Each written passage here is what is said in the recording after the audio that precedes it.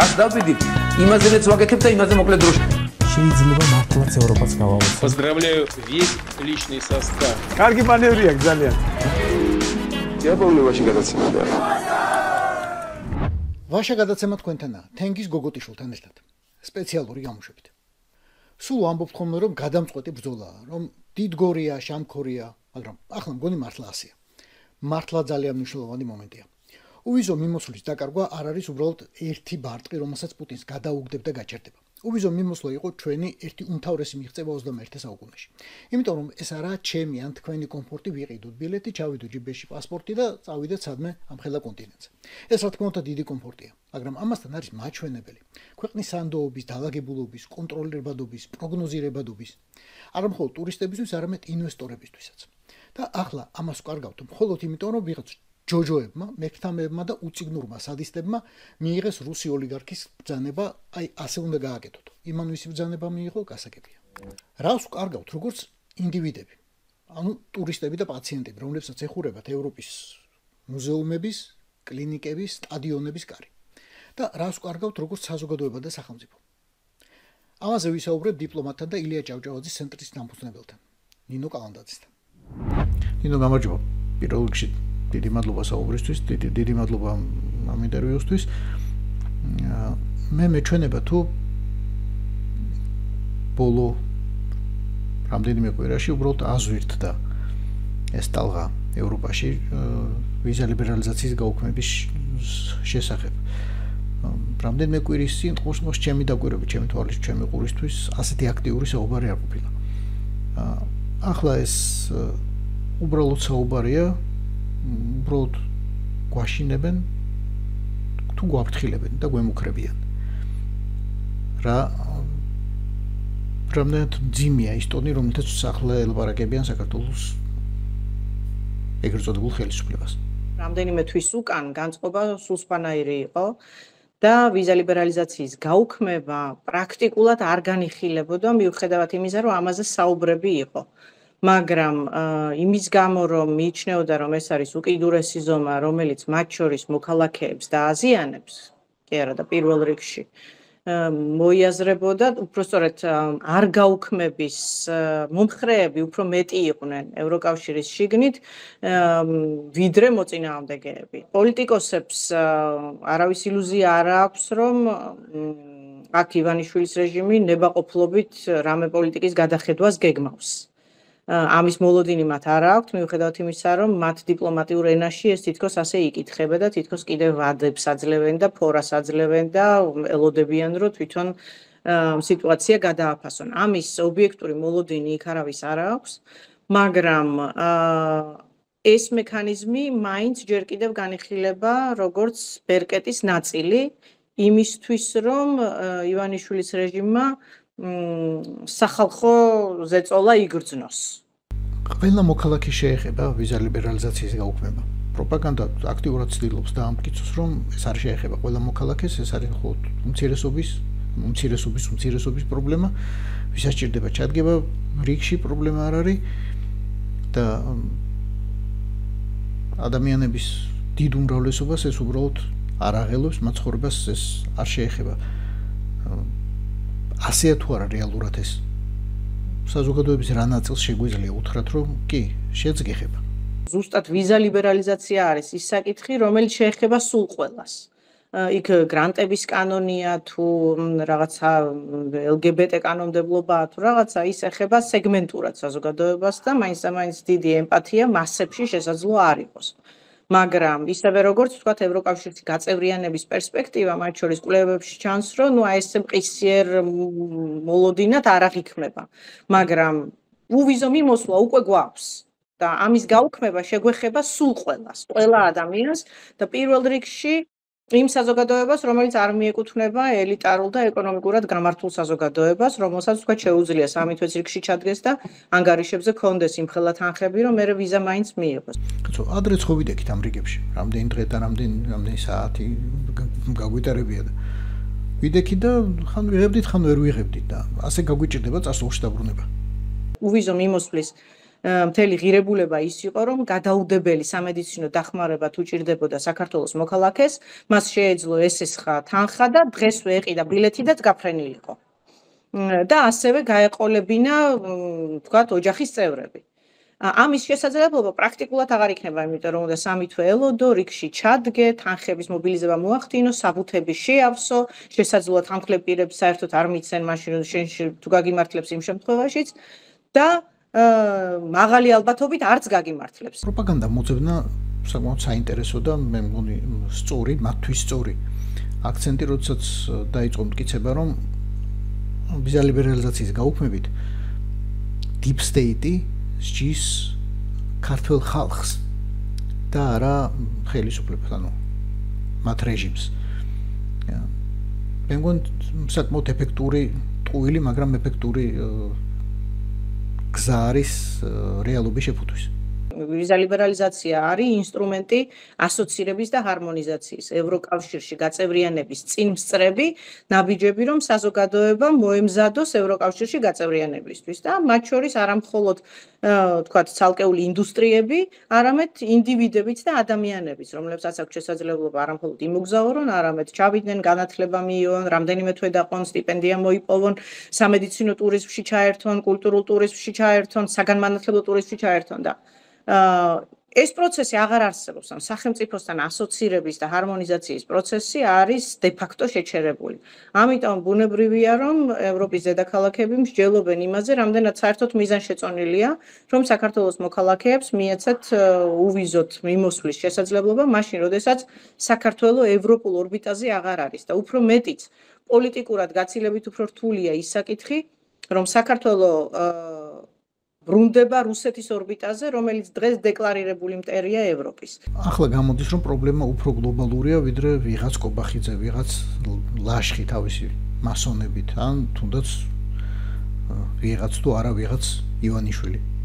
მათ იციან, რომ საქართველოში არსებობს კონკრეტული პასპორტის იძულებითი თუ დაჩქარებული პასპორტიზაციის პროცედურები მიმდინარეობს, რუსეთის მოქალაქეებს ეძლებათ საქართველოს მოქალაქეები. შესაბამისად, ეს ცალკეულ დედაქალაქებს უდგებათ როგორც პოლიტიკური პრობლემა, რომ შესაძლოა სანქცირებულმა ან მტერი სახელმწიფოს მოქალაქეებმა საქართველოს გავლით ჩააღწიონ დასავლურ ქალაქებში და იქ შესაბამისად შეძლონ თავისი მტრული პოლიტიკის გატარება. ამიტომ ეს მათთვის მრავალმხრივი პრობლემაა, გარდა იმისა, რომ ევროპას გააჩნია საიმიგრაციო პოლიტიკა, საიმიგრაციო პრობლემები მათ სულ გააჩნდათ. მაგრამ საქართველოს ეს არ ვრცელდებოდა, იმიტომ რომ ვიზა ლიბერალიზაცია გულისხმობდა იმას, რომ ჩვენ ვართ ერთნაირები. საქართველო არ წარმოადგენს მათთვის საფრთხეს, საქართველო არ არის განსაკუთრებული რაღაც კრიმინალის შემომტანი მოქალაქეების ქვეყანა, საქართველო არის ჩვენნაირი და გვინდა რომ კიდევ უფრო ერთნაირები გავხდეთ. ეს იყო ვიზა ლიბერალიზაციის განაცხადი და დღეს ობიექტურად პოლიტიკური პრობლემა ექნებათ, ხო? ვიღაცა ამბობდა, ახლა ბუნებრივიაო, რომ საქართველოს გავლითო პუტინს არ მიიღებენ ევროკავშირშიო და ნუ აი ასეთი მდგომარეობაა დღეს საქართველოში. და ამ ყველაფრის ფონზე ევროკავშირის წერილში მაინც კონკრეტული მოთხოვნებია ჩამოწერილი. მაგალითად, გაუქმეთ რუსული კანონიო, ვითომ LGBT-ს პროპაგანდის წინააღმდეგ მიმართული კანონები შეცვალეთ ანტიკორუფციული ბიუროს კანონი და მოიყვანეთ ის შესაბამისობაში ვენეციის კომისიის რეკომენდაციებთან. არის კიდევ იქ ცალკე დამატებაში დოკუმენტში სხვა მოთხოვნები, მაგრამ ეს ძირითადია, რაც წერილში წერია. თან ჩემთვის მე ყოველ შემთხვევაში თვალში მომხვდა, რომ ამ წერილს ხელს აწერს აბსოლუტ ტექნიკური ჩინოვნიკი, ასე ვთქვათ, მაღალი დონის, მაგრამ ტექნიკური ჩინოვნიკი მიგრაციის დირექტორატის ხელმძღვანელი. წერილს, რომელიც გამოუგზავნეს ელჩს. ეს უბრალოდ ვალი მოიხადა ახლა ევროკავშირმა ამ წერილის გამოგზავნით და შეგვიძლია ვთქვათ, რომ ყველაფერი გადაწყვეტილი აქვს უკვე წინასწარ. ეს არის ფორმალური მიმართვა, რომელიც კიდევ ვთქვათ, აგვისტოს ბოლომდე მათ მიეცათ, რომ გადახედონ ამ პოზიციას, მაგრამ ამის მოლოდინი არავის არ აქვს, მათ შორის არც ჩვენ არ გვაქვს, ვინც ამ საკითხით დაინტერესებული ვართ და ვინც ვლობირებთ, რომ ეს ასე არ მოხდეს.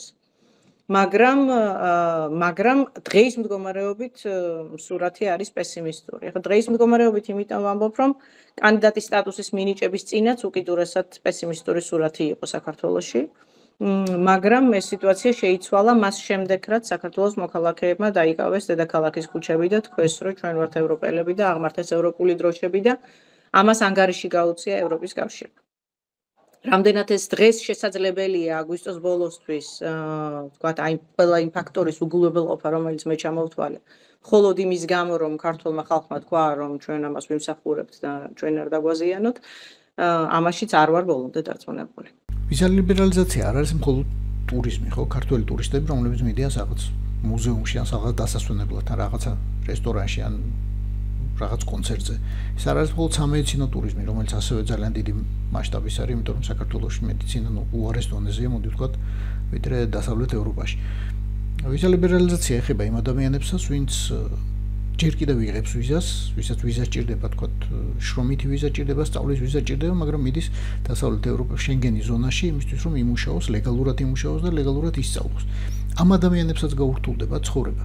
მათთვისაც დამძიმდება ის პირობები, რომლებსაც დღეს უყენებენ კონკრეტული საელჩოები და კონკრეტული ქვეყნები.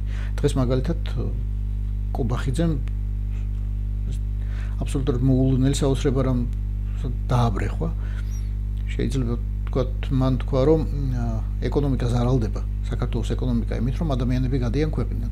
ამ დროს რამდენიმე წლის წინ ბორის ივანაშვილი ამტკიცებდა აბსოლუტურად საპირისპიროს, რომ პირიქით ჩვენ უნდა უბიძგოთ, დავეხმაროთ ადამიანებს, რომ გავიდნენ საქართველოდან, იმისთვის, რომ იქ უცხოეთში მიიღონ შემოსავალი. აუცილებლად გაართულებს, იმიტომ რომ ჩვენ დავბრუნდებით იმ ტიპის კალათაში, სადაც ძალიან სკრუპულოზურად იხილება ის წინაპირობები თუ საბუთები, რომლის საფუძველზეც ვიზები უნდა გაიცეს. უმეტესობა ჩვენი მოქალაქეებისა მოკლებულია იმ შესაძლებლობას, რომ ეს საბუთები სრულფასოვნად შეაგროვოს. გარდა ამისა, სასწავლო პროცესი დინამიური და რაღაც ვადებთან დაკავშირებული პროცესია, ხო? პირებმა როგორც წესი, აი რამდენიმე კვირით ადრე იციან ხანდახან, რომ ამა თუ იმ უნივერსიტეტმა მიიღო. შესაბამისად ის არც ბილეთს აიღებს და არც საბუთების შეგროვებას დაიწყებს.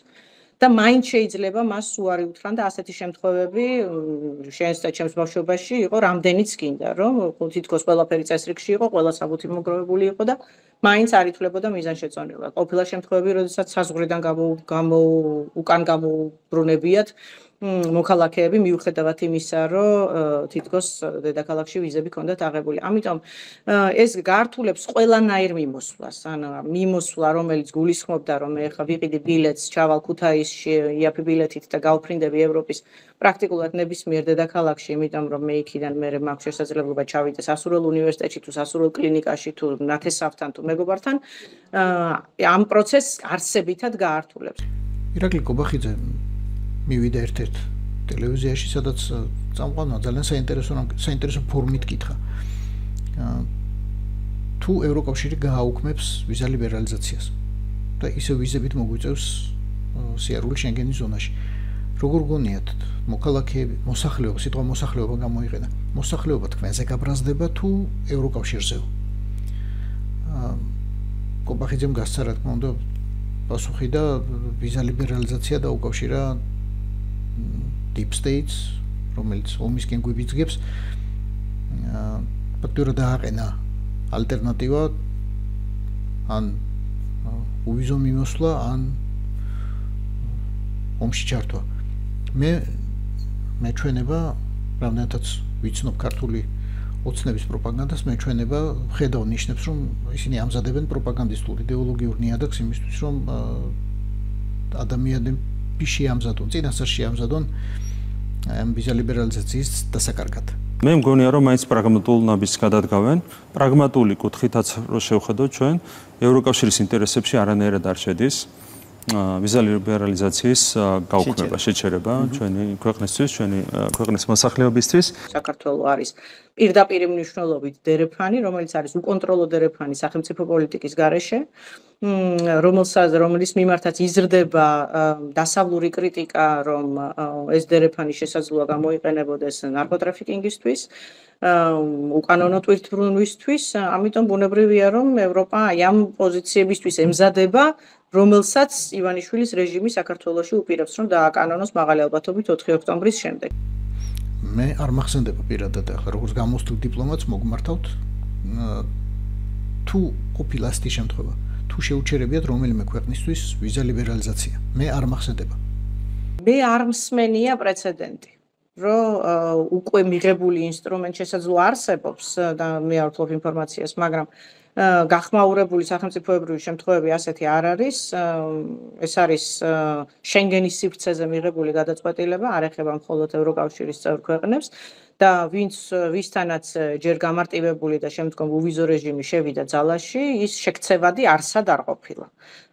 მე იმათმა ასოცირების პროცესიც გაიარეს, რამდენიმე ქვეყანა შეჩერდა კანდიდატის სტატუსის ეტაპზე, მაგრამ უვიზო მიმოსვლა გაეუქმებინათ, ასეთი პრაქტიკა მე არ მახსენდება, საერთოდ ამაზე რომ ემსჯელოთ არ მახსენდება. გამოდის რომ საქართველოს, ივანაშვილი, კოლექტიური ივანაშვილი გამორჩეულია თავის უსაქციელობით მთელი ამ ევროკავშირის ისტორიის განმავლობაში? დღეის მდგომარეობით, იმ ეტაპზე, რა ეტაპზეც ევროპის და საქართველოს ურთიერთობები არის მისული, ჩემი აზრით, ეს ზღვარი გადალახულია, სადაც კიდევ რაღაც ტიპის მოლაპარაკების რესურსი არსებობდა. გამომდინარე იქიდან, რომ ისინი საქართველოს უყურებენ გეოპოლიტიკურ ჭრილში და ვინაიდან ახლა რამდენიმე ახალი დასავლური ლიდერი გამოდის გეოპოლიტიკურ ასპარეზზე, მათ შორის არის გერმანიის კანცლერი, რომელსაც არსებითი სიტყვა ენიჭება. ამ გადაწყვეტილების პროცესში მან თქვა, რომ უკრაინის კონტექსტში პუტინთან აღარ არსებობს დიპლომატიური მოლაპარაკების რესურსი. ეს იმას ნიშნავს, რომ პუტინის სატელიტებთან ვერაფერი ვერ იარსებებს მით უმეტეს. სწორედ იმიტომ, რომ ჩვენ განვიხილებით გეოპოლიტიკურ ჭრილში და სწორედ იმიტომ, რომ საქართველოს განიხილება მომეტებულ საფრთხეთ ევროპული ქვეყნებისთვის. ჩვენ სულ გონია, სულ ვამტკიცებთ, სულ გვაქვს ამაზე საუბარი, რომ ჩვენი გეოგრაფიული მდებარეობა ჩვენი მთავარი კოზირია, ან ერთ-ერთი მთავარი კოზირია, რომ საქართველოს აუცილებლად სჭირდება იმას, ვისაც აინტერესებს აზერბაიჯანში გასვლა, აზერბაიჯანული ნავთობი და გაზი, ვისაც უნდა კასპიის რეგიონზე გასვლა, ცენტრალურ აზიაზე გასვლა, რომ საქართველოს გარეშე ამ გზას ვერ გაივლის. ახლა ეს საქართველოს მდებარეობა, როგორც კოზირი, ივანიშვილს კიდევ უჭირავს ხელში. რეალურად ქმედითი არგუმენტია ეს კარტი ჭრის ჟარგონით რო ვილაპარაკოთ. ძალიან ძნელი დასაცავია ამ მოცემულობაში პუტინის სატელიტ სახელმწიფოს მიმართ, რატომ უნდა გქონდეს ლმობიერი პოზიცია ან პოლიტიკა. ბოლო-ბოლო ეს არის 3 მილიონიანი ქვეყანა, რომელსაც იმ სტრატეგიული დისკუსიის პირობებში, რომელიც ახლა მიმდინარეობს აზერბაიჯანს, სომხეთსა და თურქეთს შორის, შესაძლოა საერთოდ რელევანტურობა დაკარგოს. დიდი მადლობა ნინო. დიდი მადლობა ინტერვიუსთვის. ვიქონიოთ იმედი, რომ ჩვენი სკეპსისი, ორივე სკეპსისი გამტყუნდება და ევროკავშირი იმდენად არ გაგვიბრაზდება, იმდენად არ არის ყველაფერი დაკარგული, რომ გაგვიუქმოს ეს ერთ-ერთი უმთავრესი პრივილეგია, რომელიც საქართველოს მოქალაქეებს აქვს. თუმცა მე სამწუხაროდ ამის ნიშნებს ვერ ხედავ. მაგრამ კიდევ ერთხელ ამ სკეპსისის გამტყუნება ძალიან გამიხარდება. დიდი მადლობა. გმადლობს თქვენ. მე მახსოვს, კარგად მახსოვს, როგორ გამოყარა ქართულმა ოცნებამ საჯარო მოხელეები ქუჩაში და როგორ აზეიმა არიქა მივიღეთ უვიზო. ალბათ ვიღაც ნებითაც გავიდა, იმიტომ რომ საზეიმო იყო. საზეიმო იყო, რომ საქართველოს უბრუნდებოდა საკუთარ ცივილიზაციას, ევროპას. რომ ამიერიდან აღარ იქნებოდა კითხვა სტრაბონამდელი ჯერ კიდევ. ევროპაა ჩვენი ქვეყანა თუ მაინც აზია. ხო და მორჩა, ახლა კარგავთ ცივილიზაციას. მომავლის კარი გვეხურება. ამ ჯოჯოებისა და გაყიდული, პირდაპირ მნიშვნელობით გაყიდული რუსების ხელით. ახლა ესეთ ვითარებაა, როგორც საბჭოთა კინოკლასიკაში. Или они нас в Россию, или мы их к прокурору. ეს იყო ვაშა გადაცემის სპეციალური გამოშვება თენგიზ გოგოტიშვილთან ერთად. გვიყურეთ, მოგვიწონეთ, გამოგვიწერეთ YouTube-ზე, Facebook-ზე, Instagram-სა და TikTok-ზე. რაც დავდივით, იმაზეც ვაკეთებ და იმაზე მოკლედ დროში. შეიძლება მართლაც ევროპას გავავოთ. Поздравляю весь личный состав. კარგი მანევრია ძალიან. Я помню, очень гадаться надо.